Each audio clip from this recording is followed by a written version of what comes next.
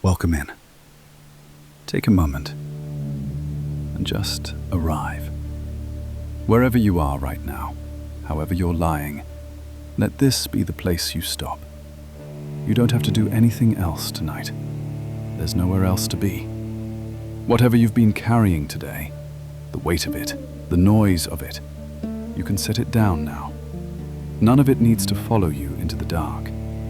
And whatever you didn't finish today, it will still be there in the morning. You don't need to hold it any longer. So let's begin to slow everything down. Together. Let your mouth close soft, and breathe in through your nose gently, and let it go slow, like a sigh. There's no rhythm to chase. Just let the breath out take a little longer than the breath in. Breathe in, and let it fall away.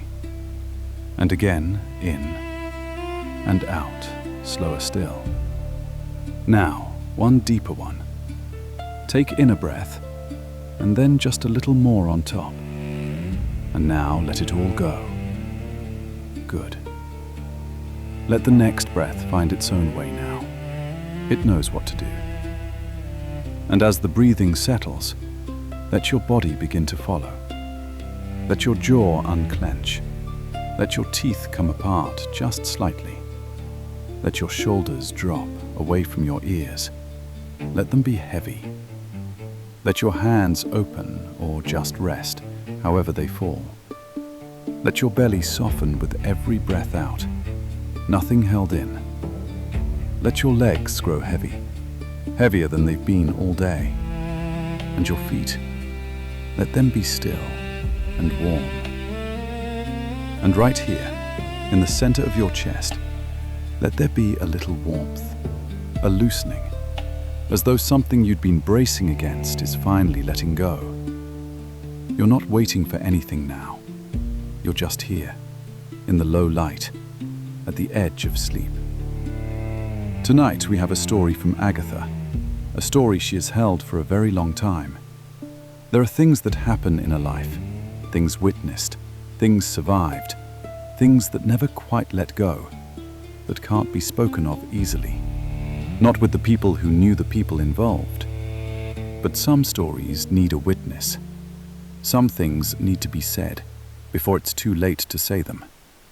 And it's easier, sometimes, to give a story to a stranger in the dark than to anyone she has ever known or loved. Because you won't look at her differently in the morning. Because the dark makes certain truths easier to speak out loud. This is one of those stories. It's filled with things that don't fully explain themselves, with questions that were never answered, and silences that were never broken. Some of it will stay with you. That is the nature of these things. But tonight, it finally gets told. This is the open Garnet. Before we sleep. I had the television on for the company of it. I do that in the evenings. The house goes quiet after supper in a way it does not go quiet in the daytime. And a voice in the next room helps. Even a voice that is not talking to me. Even a voice selling something. So it was on, and I was not watching it. And the news had come to the end of the hour, to the small, kind thing they put there to send you off to bed easy. A grand opening somewhere up in the mountains. A ribbon across a door, and a man in a good coat holding a pair of scissors as long as my forearm. The big, foolish scissors they bring out for that. Balloons tied to a railing, going back and forth in the wind. And children. There were children in the picture. A little girl up on her father's shoulders, a boy in a red coat. And the woman reading the news said the name of the place in the bright voice they keep for the end of the hour, and the name was Garnet. I had not heard that name said out loud in a very long time. And I will tell you the truth. I had arranged my life, in a quiet way I never quite admitted to myself, so that I would not have to. A woman gave me a story once, a long time ago, and I did with it what you do with the worst things. pushed it to the back of a high shelf, behind the things I used every day, and told myself that as long as I did not take it down, it was the same as not having it. For 30 years that held. And then a bright voice said Garnet, and the scissors cut the ribbon, and it all came down off the shelf at once, into my hands, whether I wanted it there or not. So I am going to give it to you, because I have finally learned the thing the woman who gave it to me already knew. That a story like this has a weight, and you cannot hold it alone forever, and the only rest you ever get from it is the setting of it down into another pair of hands. I am sorry a little to set it into yours, but you will understand by the end why I could not leave it on the shelf, not with what they have gone and built up there. I will start with the woman, then the town. The children come last, because the children you have to come up on slowly, the way you come up on a thing in low water, so as not to frighten it or yourself.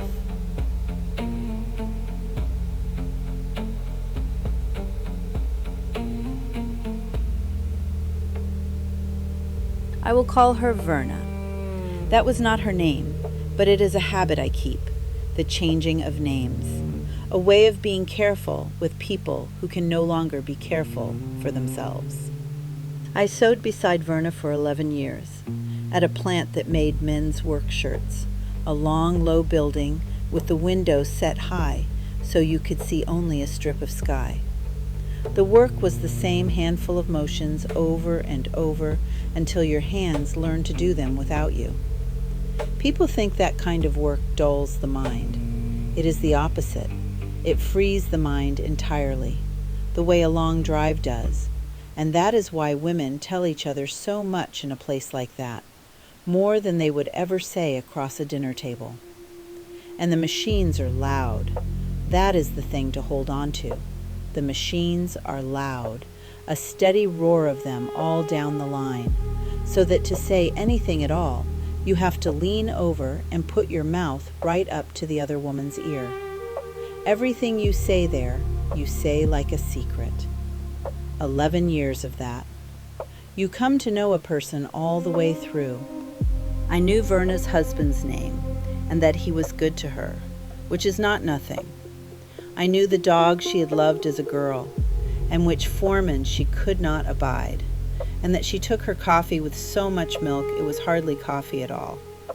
And I knew she had come down out of the mountains as a young woman, out of western North Carolina, out of one of those little towns folded up in the high country, the way so many did in those years, the mountains emptying out, a whole generation coming down to the mills.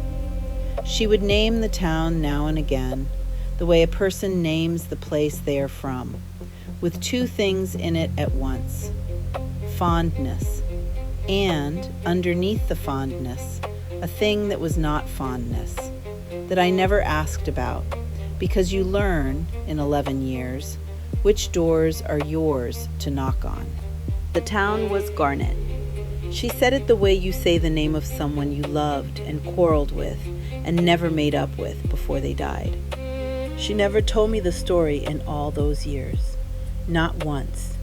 I know now it was there the whole time, under the coffee and the dog and the foreman, but she never took it down for me, and I never knew it was up there to take. She told me on the last day. The plant closed. They closed a great many of them in those years. The work went off somewhere cheaper, and one Friday was simply the last one. And there is a thing that happens on a last day when a real door is about to close behind you for good. It makes a person able to say the thing the open door kept shut. We were cleaning out our stations. Most everyone had gone, and the machines were off. That is the part I have never gotten over. For 11 years we had leaned in mouth to ear because of the roar, and now there was no roar. The big room as quiet as a church, and we could have stood 10 feet apart and heard each other perfectly. And Verna came over to me, and she leaned in, and she put her mouth right up against my ear, in all that silence, the way she had for 11 years when there was a reason to. And she said, in barely more than a breath, "You know I'm the last one ever saw those children." I did not know what children. I told her so. And she straightened up and looked at me, and I watched her decide. Then she took it down off her own high shelf and gave it to me. And then she put on her coat, and we said the things you say, and she went out to her car in the gray afternoon, and I never saw her again. I will tell it the way she told it. But first you have to know the town, because the town is half the story, and the town does not know it is in the story at all. The town thinks it is in a nice one, with balloons. Garnet was the kind of place where nothing ever happened, and the people there would have told you so themselves, with a kind of pride. It sat up in the mountains of western North Carolina, at the dead end of a state road, in a fold of the hills you would not find unless you were going there. There was one store, a grocery that was also the post office, that was also, near enough, the town hall, where you went for your mail and your flour and the news of who was ailing. There was a white clapboard church with a steeple you could see from anywhere in the valley, and on a Sunday everyone went, the whole town, because there was the one church and you went to it. There was a school, small, where one teacher might have taught both you and your mother.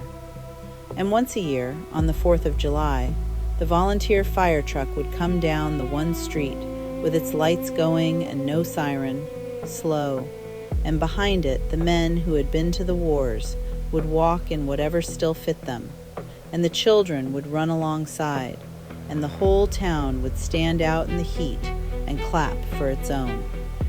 That was Garnet. Everyone known to everyone. No strangers, hardly ever. A place where the largest trouble in an ordinary year was a barn fire, or a hard freeze, or somebody's boy getting somebody's girl in a way that meant a quick wedding. Nothing ever happened there. The one thing the town had, the one thing that brought an outsider up that dead-end road, was a cave. You have to understand limestone country to understand the cave, and the people who live in it understand it in their bodies and never say it, and the people who don't will never quite believe it. Limestone is the rock that water eats. Over more time than a person can hold in the head, the rain comes down a little sour with the world's breath in it, and dissolves the stone, grain by grain, hollowing it from the inside, so that the ground in a place like Garnet is not the solid thing you stand on everywhere else. It is a crust. It is a roof. Under the green hills and the church and the gardens, the mountain is hollow in ways no one can see, and no one has ever fully mapped. Rooms and throats and rivers of cold water running in the dark, none of it on any paper. You would be crossing an ordinary pasture, Verna said, and for a few steps the ground would sound different under your feet, a hollow drum sound, and you learned young not to think too hard about what that meant. A creek would run along bright and friendly, and then come to a certain place and just go down, pour itself into a slot in the rock and be gone, and come up cold and changed a mile away. The water was always working down there. The mountain was always, very slowly, becoming more hollow. And somewhere back before anyone Verna could name, somebody had found a way down into one of the big hollows. Not a crack you squeezed through, but a true room, a vaulted space you could stand in with your whole family, with a ceiling of stone hanging in folds like cloth turned to rock. The town had run a line of bulbs down on a black cord, poured a little concrete path with a pipe railing, built a booth at the mouth, and charged a quarter to go down, and then, in later years, 50 cents. There was a painted sign out on the highway where you turned, Garnet Caverns, and under it, cool in summer, and a hand pointing the way. In the hot months, a few cars would come, families on a Sunday drive, and there was a man, the same man 30 years, then his nephew after him, whose whole job in life was to walk those families down into the cool and tell them what to see. Verna could still do his whole speech. She had heard it that many times, hanging around the booth in the summers. He would stop them at a hanging fold of rock and play his light over it. Now this here, folks, this is what we call the church organ. And you would see it, the pipes. Further down, the wedding cake. 3 white tiers of dripped stone. And in the last room, where the path ended at the railing and beyond it was only dark, he would turn his light up onto one formation and drop his voice. And this one, folks, we call the old man's face. And there it would be, looking back out of the rock, the way a face will come up out of any rough surface if you look long enough. Eyes, a long nose, a mouth pulled down. The children would do the nervous laugh, and the man would smile, because he had done it 10,000 times, and it worked every time. And then he would walk them all back up to the daylight. So a cave was not a frightening thing to a child in Garnet. The cave was where the grown people made a little money in summer. The cave was the one thing none of the towns around it could claim. The thing on the painted sign, the reason a stranger ever came up that road at all. A child in Garnet grew up loving the dark under the ground, the way a child by the sea loves the water, which is exactly why the other thing was so strange. There was one part of the mountain the children of Garnet did not go. Not the cave. The cave was fine. The cave had lights and a railing and a man with a speech.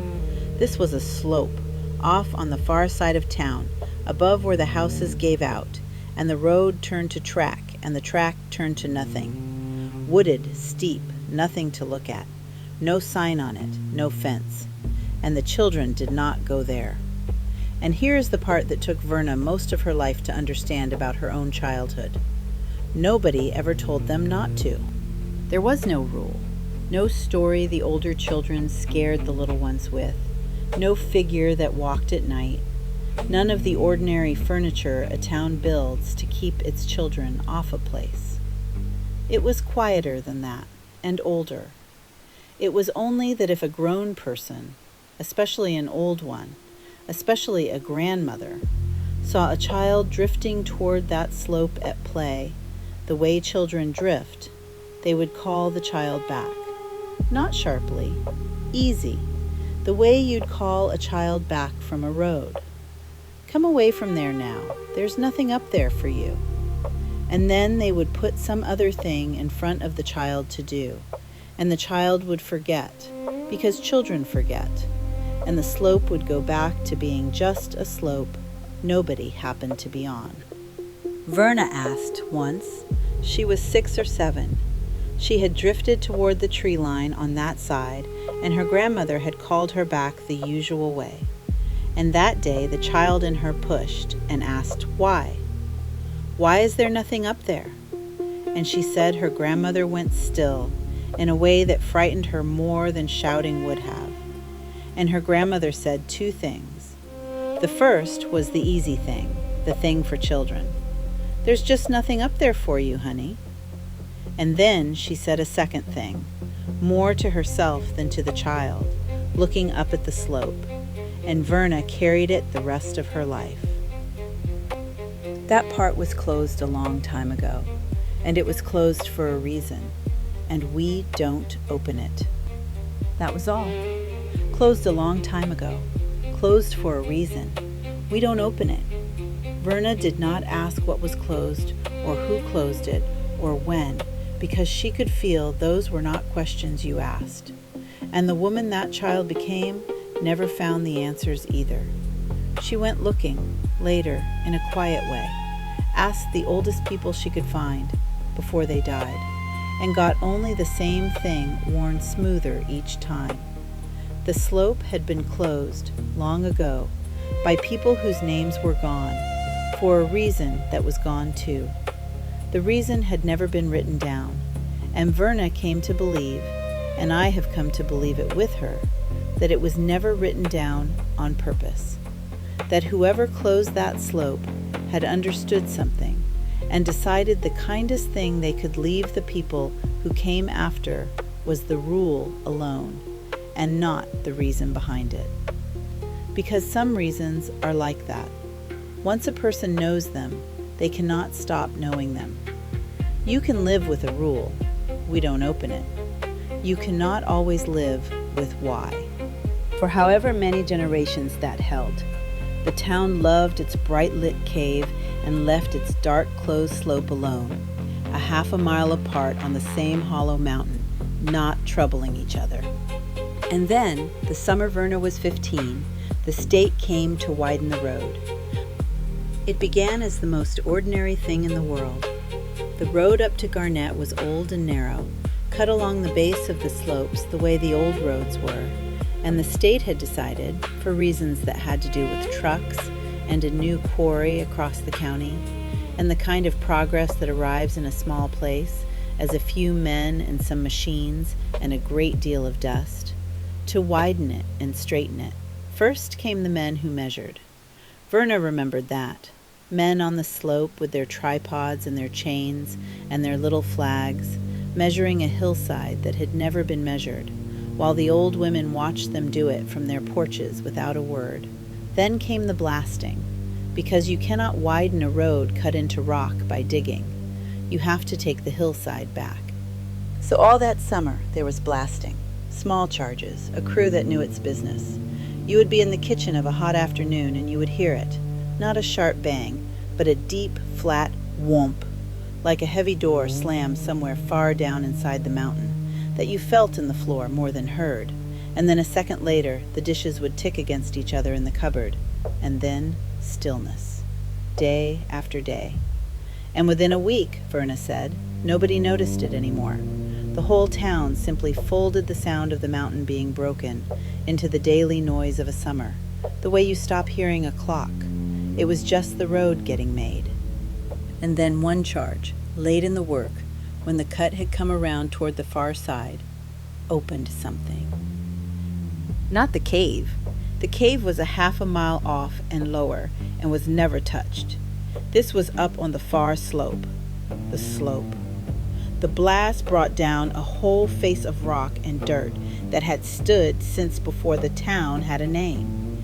And behind it, where the rock had been, there was a place where the dark went straight into the hill. A mouth.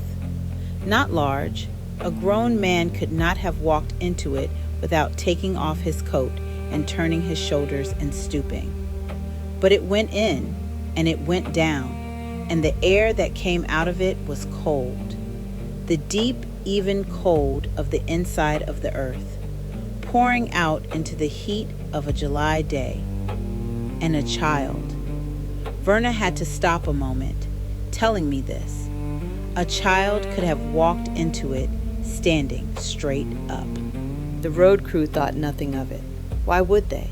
You open holes like that all the time in that country. The rock is full of them. The foreman made a note of it and said they'd deal with it once they finished the cut. Shoot it closed, fill it, pour concrete over it. He marked it with a stake and a strip of cloth and left it for the week. Open, with that cold breath coming out of it into the summer. The old women of Garnet were not easy about it. Verna remembered her grandmother going quiet at the supper table in a way worse than shouting. She remembered her grandmother and 2 or 3 of the other old women, and she was particular that it was the women, that the men their age did not seem to carry it the same way. Walking out to where the crew worked and standing at the edge of it in their aprons and speaking to the foreman. And she remembered that he was kind. That was her word. A decent man, hat in his hand, kind and patient with these old women, the way you are with old women, telling them not to worry, that they'd have it sealed up tight by the weekend, better than before, that there was nothing down there but more cave, the same as the one in town, just darker. And what could they say to that? We don't open it is not a reason a man can act on. It is the shape a reason leaves behind after the reason itself is gone.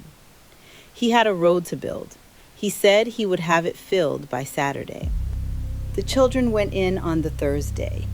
Now the children. I have to slow down for them, because if I give you their names and ages in a rush, you will only file them away, and that is the opposite of what this is for. There were 3. I will give you names, but understand I am not certain they were the right ones. It was 30 years between the thing and the telling, and memory does what it does. And I have wondered whether Verna changed them a little when she gave them to me, to be careful with them. Take them as true to the shape of who they were. There were 2 brothers. The older was Russ. He was 12, busy being not a child anymore, running with bigger boys, wearing the hard face a boy puts on to stop being soft. But under it, Verna knew this, the way you know the young ones in a town that size. Under the hard face, Russ was a boy who borrowed a neighbor's field glasses every clear night he could and lay out in the yard looking at the moon. He had told people, half daring them to laugh, that he was going to go up there someday, to the moon. He was a boy who loved up, who loved the far off and the high and the light. I think about that more than is good for me. A boy who loved up, lost down. The younger brother was Carl, and Carl was 10. And Carl is the one I most have to tell you about, because Carl is the one Verna knew best. He had attached himself to her, the way a small child will fasten on some particular older girl for no reason anyone can name, and follow her and tell her things. Carl told her things, long, serious, careful things, about whatever he had gotten hold of that week. He was a noticer, a worker out of problems, the kind of boy who, if you told him a fact, would go quiet and fit it in with all his other facts, building something. And the third was Tommy, Russ's age, always with them, the constant third. Tommy's people just down the road, so that the family scarcely told him apart from their own. Now you have to understand how small that school was. There were maybe 20 children in a grade. 20. The same 20 you started with at 6, you finished with, and you knew every one of them and all their people. And the teacher had likely taught your mother. So when I tell you the town lost 3 children one summer evening, I need you to do the arithmetic the town did, in its bones, without wanting to. 3 out of a class. The brothers out of one room, Tommy out of another. Empty desks that stayed empty. A town that small does not lose 3 children the way a city loses 3 children, as a sad item, a thing that happened to some family across town you never met. A town that small loses 3 children the way a body loses 3 fingers. It is a wound to the whole of it. There was not a soul in Garnet who had not held one of those boys as a baby, or taught him, or sold his mother her flour. And the surviving children, the 17 left in that grade, grew up in a thinned room with the gaps in it, and grew old, if they were lucky, still carrying the gaps. That is the kind of thing that marks a town's mind for a generation, that breaks permanently the thing the town was proudest of, which was that nothing ever happened there. It was summer and school was out, which matters because it meant the boys had all the long free days in the world. And they spent that week of them at the new opening. That is the part I did not understand until Verna said it. From the day the blast made it, the boys had been drawn to it the way iron is drawn to a magnet. A brand new, wild, dark mouth in the hill. No railing, no quarter, no speech, their own. The crew kept finding them up there and running them off. More than once a man would look up from his work and see one of the boys down in the cut, down in one of the new openings, just the pale of a face turned up at him out of the ground, watching. And he'd holler, and the boy would scramble out and be gone, and an hour later be back. The foreman spoke to the fathers. The fathers warned the boys off. The boys went anyway. Because for a boy like Carl, it was not even mischief. It was a question, the best one he had ever been handed. What is down there? Where does it go? And I know, Verna knew, and so I know. It was a question and not just daring, because of the last real talk she had with him. It was 2 or 3 days before. He had found her on the road and fallen into step the way he did, and started in the middle of a thought. And the thought that day was the new opening. He wanted to know whether she thought the new hole on the far slope went all the way down and joined up with the town cave, the lit one, the church organ, the old man's face, somewhere deep where you couldn't see. Because in limestone, he had worked out, everything joins up if you go far enough. So if a body went in the new hole and kept going down, would they come out in the cave in town, where the lights were, where the people were? Did she think there was a way through? And Verna, 15, with a boy of her own on her mind, and an errand, and the whole rest of her life ahead of her that afternoon, said, "I don't know, Carl. Ask your daddy." And he went quiet, fitting it in with his other facts. And she went on. He was not poking at a scary hole.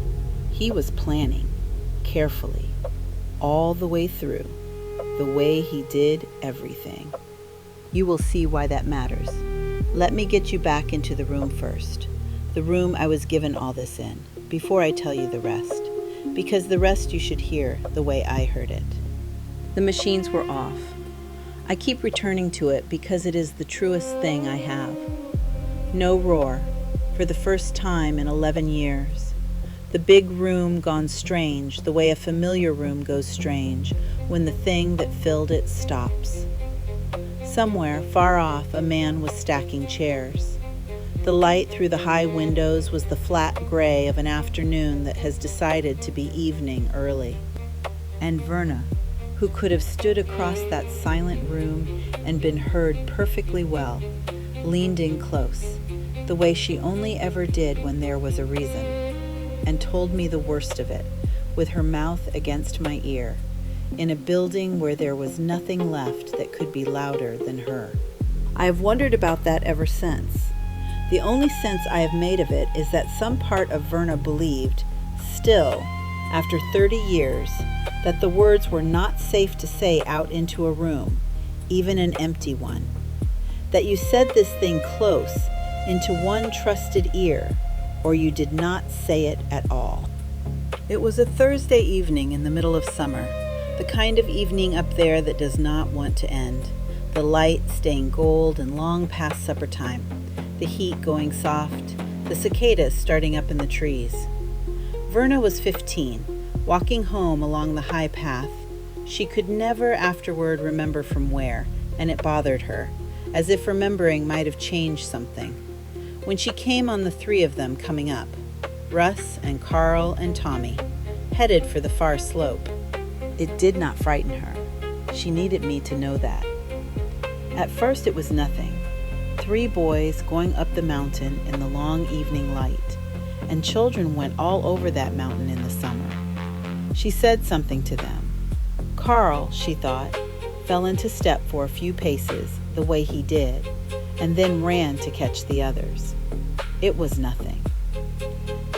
It was only as they passed her going up that she saw what they carried, and even then it did not frighten her, not for years, not until she was old enough to understand it. They had 2 flashlights, the long, heavy kind a man keeps in a truck. That was sensible. You take a light into the dark. And Carl, the little one, the careful one, was carrying, cradled against his chest in both arms, because it was too big for one hand, a ball of string. Just string, the soft, cheap cotton kind that comes on a ball, the kind a mother uses to tie up a parcel. A big, full ball of it, held against his chest with both arms the way you carry a thing you do not want to drop. And Verna told me she has thought about that ball of string more than almost anything in a long life, because she came to understand what it was for. We all understand what it is for. You take a string into a dark place so you can find your way back out. You tie one end at the mouth, at the last of the light, and pay it out behind you as you go. And however far in you go, however many turnings, the string knows the way home. It is the oldest trick there is, thousands of years old. And a 10-year-old boy, a noticer, a worker out of things, had sat and thought the new dark mouth all the way through, the way he thought about everything, and had understood its danger better than the foreman with his hat in his hand, better than the whole grown town, and had solved it. He had brought the string so they would be safe. He had thought of everything. That is the part I cannot put down. He did everything right. She called to them. She did. She wanted me to know she did. You all get on home now. That's no place to play. And Russ, the older one, turned and gave her the look a boy of 12 gives a girl of 15. The look that says, "You are not my mother, and you are barely anything," and said something smart she could not remember, and the three of them went on up into the long gold light. And she let them. She was 15. They were not hers. She went home and did not think of them again, not once, not for a moment, until the dark finally came down late, the way it does in summer, and the lights came on in the houses, and somewhere down the road a woman came out on her porch and began to call a name into the warm dark, and then to call it differently, and then a second woman's voice joined the first, and the calling changed into the sound a town makes only a few times in its life, the sound of people calling for children who are not answering. I will go through the search quickly because it is the public part, the part with a shape everyone knows, and to go slowly through it would be a kind of lie. It would tell you the story lives there, and it does not. The search is where the town lived. The story lives somewhere else. It became the largest thing that ever happened to that county. It started that first night with neighbors and flashlights and the boys' own fathers going hoarse up the dark slope, because of course that is where the boys had gone. Half the town had seen them headed that way. And it grew. By the second day there were men from the next county.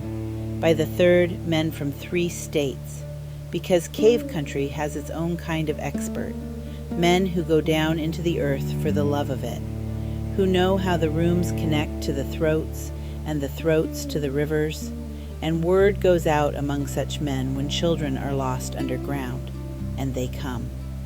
They roped down into the new mouth on the slope, the ones small enough with their lamps into the cold and the dark the boys had walked into standing up.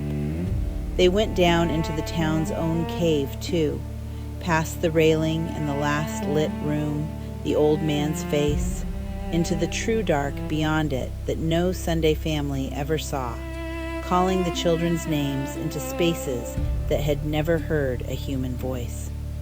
For the better part of 3 weeks, they strung lights. They ran a generator day and night.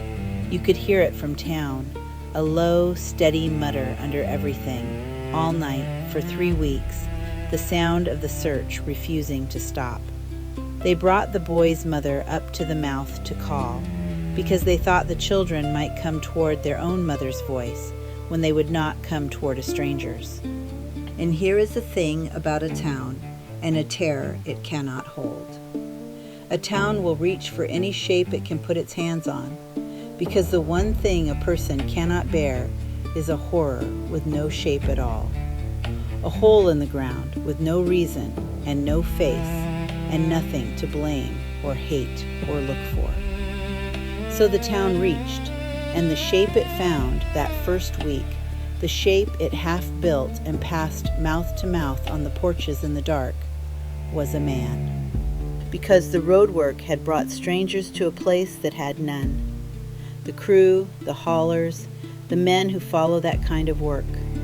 And once the children were gone, the town began to remember, or to decide it remembered, which after enough retellings is the same thing, that there had been one among them who was not the crew and not anybody's kin and not just passing through.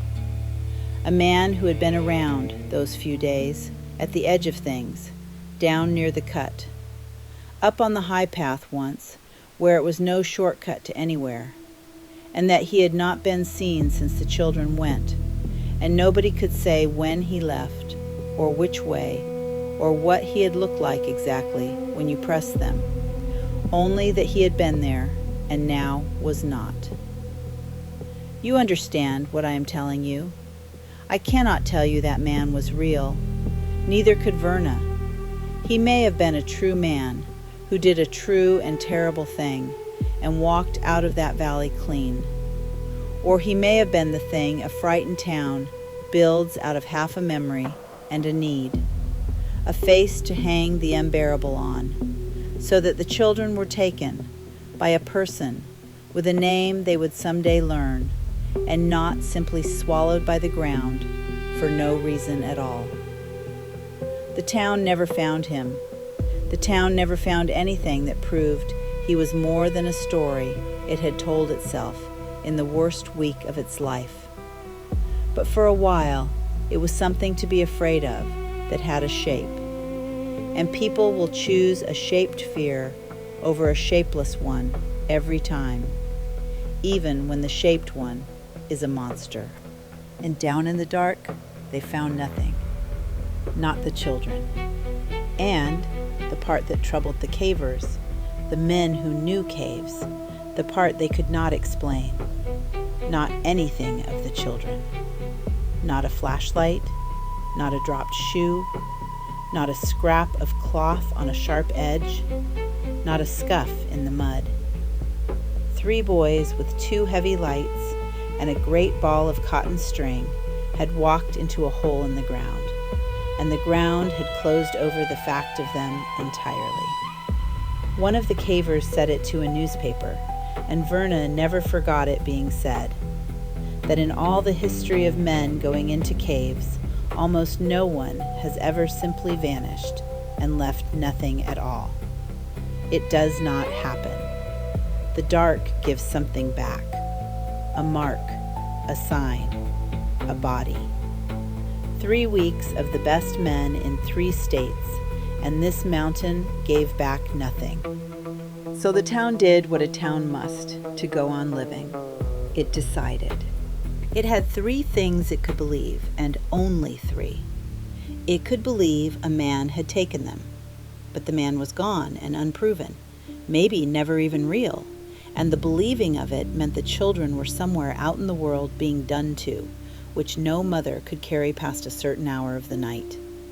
It could believe the thing the old women would not name, about a slope closed long ago, closed for a reason that ought never have been opened. But that is not a thing a reasonable person in 1961 could say out loud in daylight. Or it could believe the third thing, the bearable thing, that the ground up there, broken by the blasting, unstable, had simply come down on them, a collapse, an accident, nobody's doing, nobody's intention, nothing's will, just rock and bad luck and a part of the mountain too dangerous to dig.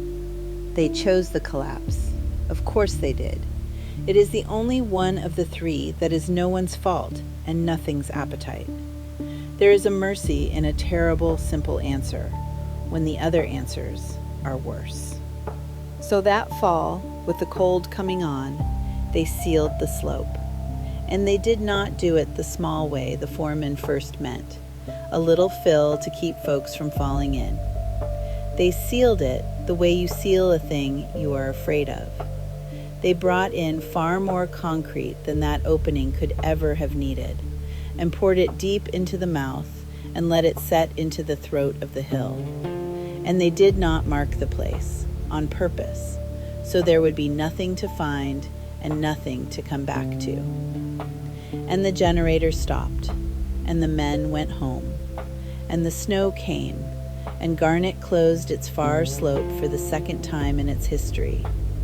The first time by people whose reasons were gone, the second by people who had a reason now, and also, I notice, did not write the whole of it down.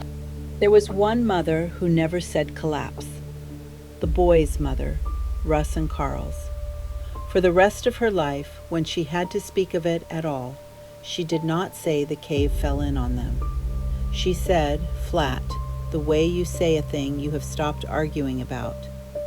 The mountain took them. And people would look away when she said it, the way you look away from a grief you cannot fix. But Verna told me she came to think, the older she got, that the mother had not meant it as grief. She had meant it as fact. The morning after the children went up, the first morning, when it was still only a few frightened families and not yet a search, in that gray first light when nobody knew what to do, Verna got up before her house was awake and went up there by herself, to the slope, to the new mouth, because she had seen them go in. She was the last one who had, and she could not lie in her bed. She went up the high path alone in the cool of the early morning to look. She did not know what she meant to do, and the string was there. Carl had done it just the way he meant to, just the way the boy in him had worked out, all the way through. He had tied his end off at the mouth of the opening, around a little spur of rock right at the lip where the dark began, and he had tied it well, a good knot, the kind a careful boy learns and is proud of. The string ran from that knot, taut, over the lip and down into the dark and out of sight. And it was moving. She made me understand exactly how. It was not being pulled, nothing snatched, nothing violent, nothing you could call an animal or a snag or the wind. It was going in slowly, steadily, paying out over the lip of the rock and down into the black, a little at a time, smooth and even, the way a string moves when someone very far down at the other end of it is drawing it in, winding it up, hand over hand, patient. The big ball was long gone. All that string Carl had carried against his chest in both arms was already inside the hill, already paid out into the dark, and what was left was just the taut line of it running out of the gray morning at the mouth and down into the ground, drawing tight, then a breath of slack, then tight again, the rhythm of it. Something far below taking up the string, bringing it in, the way you bring in a line when there is something on the end of it you mean to land. She stood there and watched it go. She did not know how long, and she did not call out. That is the part she could not forgive herself, she told me. And hear it right, it was not the watching, it was the not calling. She had a voice. She could have knelt at that opening and put her face to the cold breath of it and called their names down into the dark, the way the mothers would be calling within hours, the way any decent person would. And she did not. She stood there with the light coming up gold and ordinary behind her, and the string going steadily down into the hill, and she made no sound. Because some part of her, the deep part, older than 15, the part of all of us that knows things it was never taught, understood that if she called down into that opening, something might answer. And whatever answered, it was not going to be 3 boys. And she could not, would not, find out what it was going to be. So she did the only thing left, which was nothing, which was to leave. She turned to go, and she found, and this is the truest thing in the whole of it, because you do not invent a thing this small and this human. She found that at some point, without knowing she had done it, her own hand had gone out and taken hold of the string, the way you take a person's hand. She was standing there holding Carl's string, and it was sliding through her closed fingers, going down, going in, a steady, soft pull of it toward the dark. And she opened her fingers and let it go, and she turned and she ran. Down off that slope in the cool morning, home, back into her bed before her mother woke. And she lay there shaking, and she never told a living soul. For 30 years, until a Friday afternoon in an empty building, mouth to my ear. You're the only one I ever told. She put her coat on after that. There is nothing you say. We said the small things anyway, and she went out to her car, and the real door of the plant closed behind her. And that was the last of Verna I ever had. We were going to keep in touch. Everyone says that on a last day. We did not. Years on, I heard from someone who had heard from someone that Verna had died, peacefully, an old woman, well loved, in her sleep. Good. I am glad.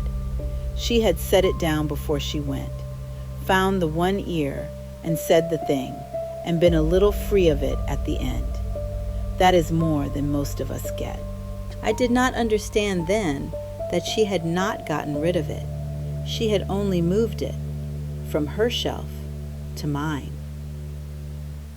Because here is what they have built up there, the thing the news was so pleased about. They have built a community center on the edge of town, up where the houses give out, on a parcel of cheap, empty ground nobody had ever gotten around to using. A fine new building, a gymnasium, a hall you can rent, rooms for the children to come to after school. And out front of it, the camera lingered on it because it looks well on the news. A bright new playground, the safe, modern kind, on soft ground a child cannot hurt itself falling on, so that the children of Garnet will have somewhere to gather. On that side of town, up the slope, up where the houses give out. And not one person standing there, in a good coat with a pair of scissors, knows to call those children back. That is what I have been sitting with. The women who knew, the grandmothers who would call a child away from that slope, easy, the way you call a child off a road. Every one of them is dead. Verna was among the last who even carried the shape of the knowing, and she carried it down out of the mountains and into her grave and gave it to one person before she went, who is me, 300 miles away, an old woman no good to anybody. The reason was never written down. They made sure of that, the first ones, made sure it would die with them and leave only the rule. And the rule has died too, because we don't open it needs a living mouth to say it, and there is nobody left up there who would know to. So into that quiet they have poured a foundation and raised a building and hung a ribbon and brought the children. There was one more thing on the news. I almost missed it. I was already reeling. The bright voice mentioned, the way they mentioned the small troubles of a happy story, that the project had run behind, that the ground had been slow, that the crews had, the phrase was, hit some old concrete down where they dug for the footings. An old pour nobody had any record of, more of it than made sense for that spot, and it had taken them weeks and some expense to break it up and dig it out before they could go on. And the man said it cheerfully. Who pours all that concrete out in the middle of nowhere? Isn't that the strangest thing? And then the ribbon was cut, and everyone clapped. They hit the old concrete. They broke it up. They dug it out, to make room for the footings of a building where the children will gather. I will be honest with you to the end, the way Verna was with me. I do not know what that means. I do not know how deep the old pour went, or whether breaking the top of it out is the same as opening what was sealed. I do not know if a man took those boys, and the slope and the string are only the shapes a frightened girl built in the dark of a long life over an ordinary human evil. I do not know if the mountain took them, whatever that means, whatever the old women would not say. I do not know if the broken ground simply fell, and there is no more to it than rock and bad luck, and a string that moved because water moves, and a settling hill moves, and a 15-year-old saw a meaning in it, because we are built to see meaning, especially in the dark, especially at 15, especially the morning after. I do not know. That is what it is to be the one who was only told. You get the whole weight of the thing, and never the bottom of it. But I know what I have. I know there was a slope a careful old town kept its grandchildren away from, gently, for longer than anyone could remember, for a reason it loved them too much to say. I know it was measured and opened for a road. I know a careful boy who loved his brother and his friend, thought it all the way through, and brought a string so they would be safe, and did everything right, and the string went in. I know a town the size of which a class was 20 children lost 3 of them in an evening, and never was the same town again. I know they poured it shut with more concrete than fear alone accounts for. And I know that this week, smiling, they told me they dug that concrete back out and built a place for children on top of it and hung a ribbon, and that there is nobody left up there who knows to do the calling. I hope it is nothing. I hope a thing sealed twice stays sealed, footings or no. I hope the boy in the red coat plays on the soft, safe ground and grows old. And the worst thing that ever happens to a single one of those children is an ordinary one. I am only the woman who was told. So I have done the one thing I can do, which is the thing Verna did. I have found an ear and leaned in and told it. And now you have the weight of it too, if not the bottom. And I will leave you the way I have come to leave everyone after a story like this, with the only thing I have learned that is worth passing on. If you have people you love, keep them close. I mean that as plainly as I can say it. The dark is full, and you cannot see into it, and you cannot ever be sure which kind of thing is out there on any given night. Some of it means you harm, and has a face and a name you might live to learn. And some of it has no name at all, and never will, and was old before your town had a name, and is only sleeping. You cannot tell from your lit porch which kind is in the dark tonight, so you do not try. You just call them back in before the light is gone. You count them at the table. You keep the ones you love close, and closer than you think you need to, because the cost of it is nothing, and the cost of the other thing is everything. And because some evening, in some town where nothing ever happens, 3 children will walk up a hill in the long gold light, and only one person will see them go. Sleep well, if you can, and keep them close.